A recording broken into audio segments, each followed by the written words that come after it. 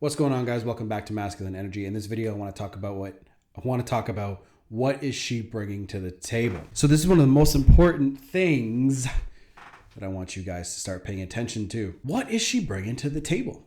Think about all of your past relationships. Think about the relationship you might currently be in. What is she bringing to the table? You being in a partnership with somebody. A partnership is a partnership. You want one person to bring in whatever they got to bring in, and you got your shit that you bring in. You guys come together and you're like, okay, I like this deal. This seems cool. Men are so fucking visual that we're like, holy shit, I want to fuck that. But here's the problem with that. When you are basing everything off of what the fuck she looks like, you're not going to get anywhere. You're not going to look at what the fuck she's bringing to the table. Sometimes what she brings to the table is negative. It's baggage. It's bullshit. None of it's positive at all. Pay attention. Start looking around. Start looking at what woman you're looking at and talking to right now. Is she bringing anything to the table that's positive? Or is she bringing drama?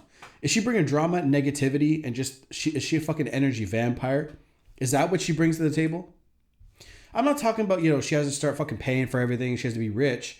Is she trying to support you? Is she trying to be a good woman towards you? Or is she being a dumbass? How much is she bringing to the table? Look, and here's another thing. When you guys are going to go out with girls who are really, really, really high on that number, like 9s and 10s, one of those secret. 9s and 10s. Look, you're not going to get very far with 9s and 10s. A lot of them are entitled. A lot of them are fucking assholes. They think everything should be given to them because they're so good looking. They think that the little thing between their legs, they think that pink thing between their legs is what's they think just bringing that to the table is good enough. It's not. It is not good enough. What else do you bring to the table? Because guys, we'll have sex with a woman and then we get bored of doing that with that same woman, depending on the guy, whatever the guy wants. If they actually take time to stay away from each other, then go back to it, you might not get as bored, but men get bored pretty quickly, right? And you're going to notice that, 7s and 8s sometimes bring more to the table than 9s and 10s. Most of the time they do. And that's why you'll see guys who are, who have they've gone around their whole lives sleeping with women all over the place. They'll settle down with a woman who's like a 7 or an 8 because they bring more to the table. Maybe they're better at being a mom. Maybe they're better at actually being a partner. Maybe they actually listen, and maybe they do, maybe they listen to what you tell them to do, or maybe they let you take the lead a lot easier instead of fighting you all the fucking time. Maybe they just want a good man to lead them and they don't put up much of a fight at all. Maybe it's an effortless relationship being with somebody who is a 7 or an 8 than a 9 or a 10.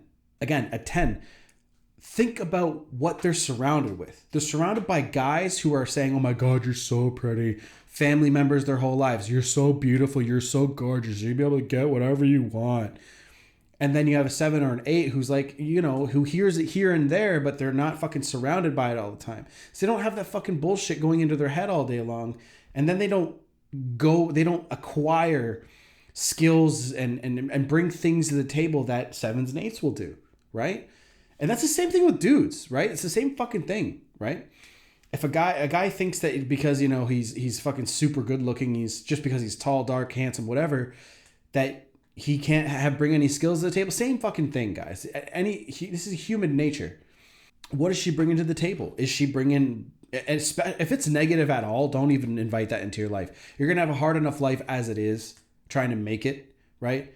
So having somebody in your life that's going to be a detractor, somebody that sucks with your energy, puts you down, is an asshole to you, who won't rub your back. You know what I mean? Like people who just don't do anything. Look, good women, more often than not, are not going to be 9 and 10. They're just not. Take that information, run with it, apply it to your life, and just pay. Actually, you can use this information with friends too. I mean, if friends are negative and annoying and, holding you back, let them go. Don't be attached to people. Attachments are just a one-way street to pain and suffering.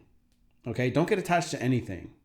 Because once it leaves, that's when you have suffering. If that person that you're with is bringing a lot to the table, make sure that you're trying your best to bring more to the table than she is.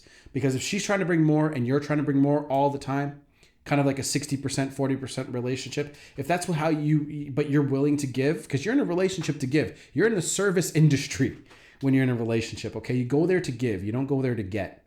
And the more you give, the more you get. Secret, right? If you're trying to become smarter, you know, like I always look over here, like you guys can fucking see over here, but I have a few books over here. So a really good book is Declare War on Yourself, okay? So in this book, the gentleman talks about like, you know, we're constantly reacting. We're complaining and not changing. Wow, look at that, right? So it's really, really important to try to stay on your self-improvement game. And that's how you grow together. Growing together versus growing apart. Tactical Soap is the sponsor for this video. Down below. Done.